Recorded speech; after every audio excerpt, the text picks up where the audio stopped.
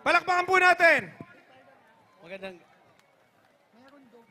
Naku, daming tao. Maraming salamat po. Magandang gabi po sa inyong lahat. Sino ba ang gusto niyong marinig tungkol sa akin? Si Trillanes, di ba? Unang-una, sinisiguro ko sa inyo na si Trillanes ay nabubuhay sa mundo ng kasinungalingan.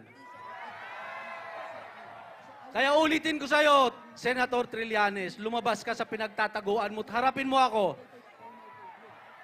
Ikwento natin sa kanila ang katotohanan. Ayaw kitang birahin dito kasi wala ka eh. Hindi ko ugali yung ginagawa mo, nananaksa ka ng nakatalikod. That's why I challenge you, Senator Trillanes. If you want the truth, lumabas ka. Mag-usap tayo. Kahit saan, kahit kailan. Ngayon, ulitin ko yung sinabi ko sa inyo doon sa press con sa Philippine Star, si Senator Trillanes, 2004 pa lang ay nagpapanggap na ito. Ito ang maraming kasalanan si Senator Trillanes. Nag-awkward kami kasi ayaw namin, isa sa inayawan namin sa Armed Forces of the Philippines ay corruption, saka yung ginagamit sa politiko yung mga sundalo. In just 1 year, he started to organize the soldiers who have with us. Professional soldiers ito eh. And form it as a Magdalo party. In that party, I never been part of and will never be part of that Magdalo. Kasi yun yung inayawan namin eh.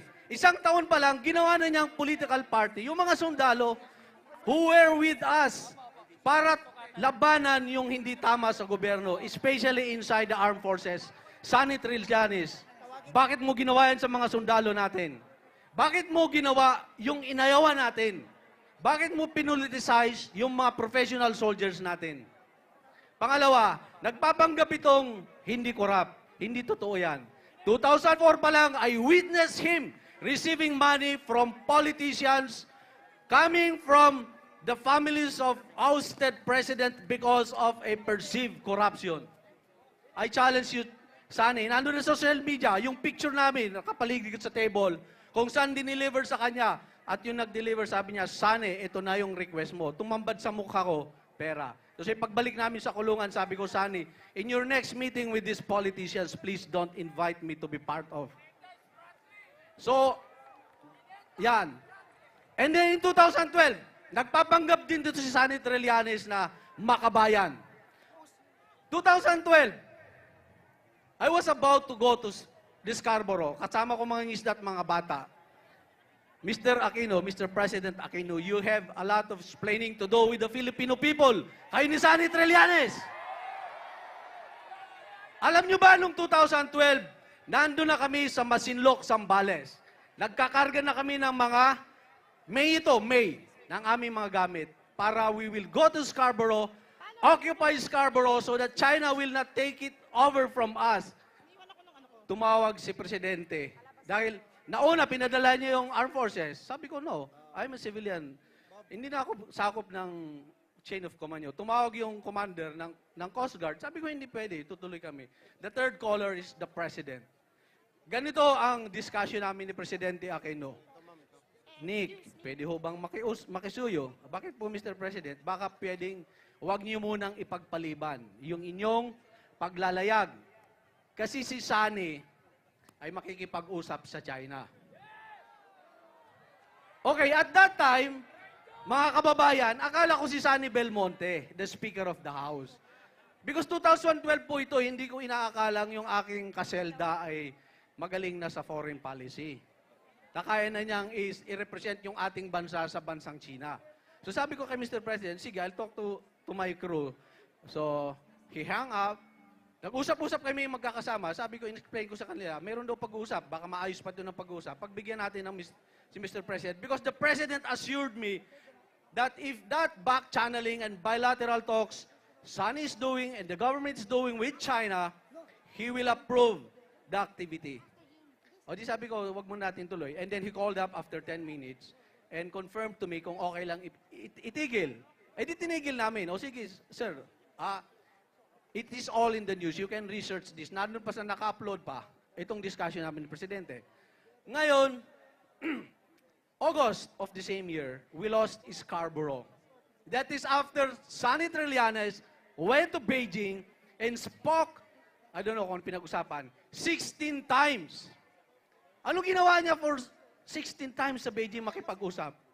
Okay, I want to give you also an incident ng pagtataksil sa ating bayan. On the same month of May 2012, kinausap ako ng isang certain George Cham from Pangasinan. He introduced himself to me as the special envoy of Federation of Filipino Chamber of Commerce and Industry and asked me if I could meet then Chinese Ambassador Ma Kekang, I cannot pronounce her name, yung babae. And then after that, a series of meeting in Beijing. And what will be the talks will be? At tinanong ko, ano pag-uusapan? Nilabas niya ang kanyang mapa. Ito si George Shams, baka kilala niyo to. Ito ang mapa ng Treaty of Paris, sabi niya sa akin. Ito ang basis of all the discussions that you will have with the Ambassador of China here and the Beijing officials. Outright, nag-decide ako, sir, there will be no talks between us, your ambassador, and Beijing officials because Treaty of Paris is not the basis alone of our sovereignty of Scarborough. Kasi kung titingnan po nyo yung Treaty of Paris map, wala po talaga yung Scarborough. Pati yung Batanes, wala po doon. It was hastily drawn by Admiral Montojo and who was defeated by Dewey nung panahon ng... So, hindi malinaw yung pagkasulat niyan. So, right there and there, sinabi ko, wala po tayong pag-uusap kasi yun yung ibinebenta nilang mapa sa atin. So, why Senator Trillanes, an expert in military, kasi hindi naman gagawin niya ng Senado na committee chairman ng defense kung di siya magaling. Hindi niya maintindihan yung mapa na yun kung yan ang naging basis niya. Kaya nautos siya pumunta sa Beijing 16 times and deal with China. Okay na lang. Let's give that to Trillanes. Sabihin natin nagkamali siya. But what I'm wondering until today, after China completely took over the control of Scarborough in August 2012, and after China build artificial islands dyan sa Kalayaan Island Group sa Palawan, 7 po yun. Militarized na po siya. I have never heard Senator Trillanes speaking as loud as he speaks against those he perceived corrupt na political force niya. Napakatahimik niya masyado. Tama. And do you know what is inside? Doon sa Kalayaan Island Group alone, in Reed Bank alone, which is just 80 nautical miles away from the shore of Palawan, at least 14 trillion pesos worth of natural gas and oil deposit. This is based on U.S. Geological Survey, published by U.S. Energy Information Agency. Mr. Trillanes, ano ba pinag-usapan nyo sa Beijing? Kaya napakatahimik po for 4 years. You just watch, China took over Scarborough, took over Kalayaan Island Group Municipality and militarized him. Where are you, Mr. Trillanes? Anong ginagawa mo? You want to be a champion of anti-corruption in this country that you will never be.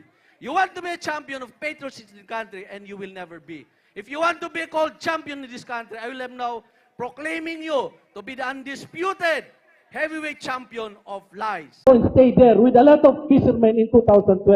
I'm also challenging you, Mr. President. You called me up twice and stopped that voyage. And ano nangyari sa Scarborough? That is May of 2012. Because of you, Sunny. Sabi sa akin ng Presidente, Nick, pwede ho bang makisuyo? Bakit po, sir? We are now about to leave. Nandun na kami sa pampang ng Scarborough. Kasi ho, si Sunny usap sa China. I was taught it's Sunny Belmonte, the Speaker of the House, because hindi ko alam na si Sunny eksperto na at that time, in 2012, sa foreign policy. So, I'm clueless that it's Sonny Trillanes the President is referring to when he was talking to me on the phone. Sabi ko, sige sir, hindi postpone mo na namin. Baka may magandang mangyayari. This is May of 2012. That's why that Scarborough, na pagpunta ron, na-cancel. Pinagbigyan ko si Presidente. And then they never get back to the people. What was the result of that backdoor channeling? We lost Scarborough in August of 2012 to China. And then they go to Kalayaan Island Group and come up with those artificial islands. And then I never heard you, President, and Sunny talking about these issues against China. Malapit sa puso namin yun, and you stop us from every activity that we went to do to defend our waters. Yan ang ginawa nyo. This is more even greater offense you had against this country. Mr. President and Sonny Trillanes is stopping us from defending our territory. What happened? You did not give us a report what happened to that backdoor channeling. You went to Beijing for 12, 16 times. Sonny, explain this to the people. Explain this to the people. What happened to that backdoor channeling? And why are you so soft on China in their activities since 2012? I haven't heard you saying anything. Yung mga kabataan, naglayag kami, mamatay-matay kami sa dagat para panindigan yan. And what have you done? And now you are about to sabotage the dream of this nation for a change you once shared with me. Kaya nga nilapitan mo si Mayor because you believe in that change. You know, because nabasted ka, you're barking like a dog.